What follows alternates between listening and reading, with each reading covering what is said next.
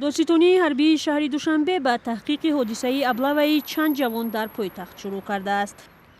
این سه دانشجو خبرنگاران هفته‌نامه تاجیکستان هستند که روز 23 اکتبر سال روان اجباراً به کمیسریت حربی ناحیه سینا برده شدند.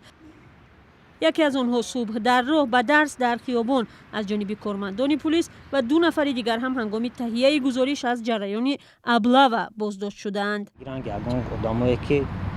که اگان جنایتکارا باری بار کدام بردن ما راست درنیام مرسدس آوردن راست امید و کمیسریت حربی سینا اونجا در تلفن مرد که اگان کسایی که استودنت که بیارد دست ما بود. جوانان بعد چند ساعت از کمیسریت حربی آزاد شده با نشر عکس و مطلب در شبکه‌های اجتماعی از جریان ابله‌ی خود قصه کردند. پس از 3 هفته این حادثه دانشجویان به دادستانی دعوت شده درباره غیر قانونی جلب شدن خود از جانب کارمندان پلیس و نمایندگان کمیسریت حربی بیانات دادند. وقتی که ما خواستیم که یک رپورتاژ تیار نماییم ما را چخیل به زوری در آوردن قریب کامرامون رو میشکستن مقصد همین حالت ها رو یعنی چخیل سخن میگفتن دغل گفتاری میکردن حقارت میکردن همین رو یعنی چیزی که شد ما نوشتیم.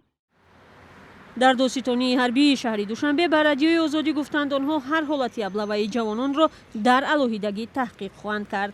هر یک آدم فرض میکنیم نسبتش میبینیم که چی قانون ورون کنی روا دیدگانی کارمندان کمیسریت حربی که این دیگر مقامات ما هم نسبت هم بود چورا میبینیم یکان حالتش بین نظارت بسنجش موندگی نیست.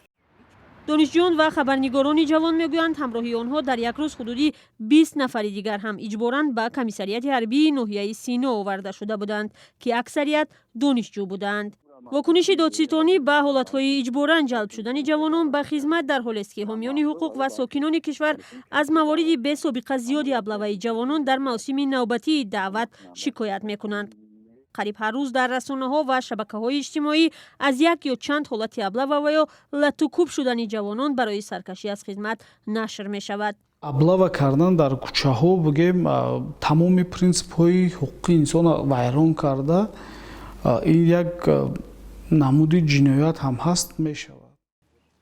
شکایت‌ها از جلب اجباری جوانان به ارتش در حال صدا می‌دهند که به اطلاع وزارت دفاع نقشه دعوت جوانان به ارتش بیش از 90% اجرا شده است.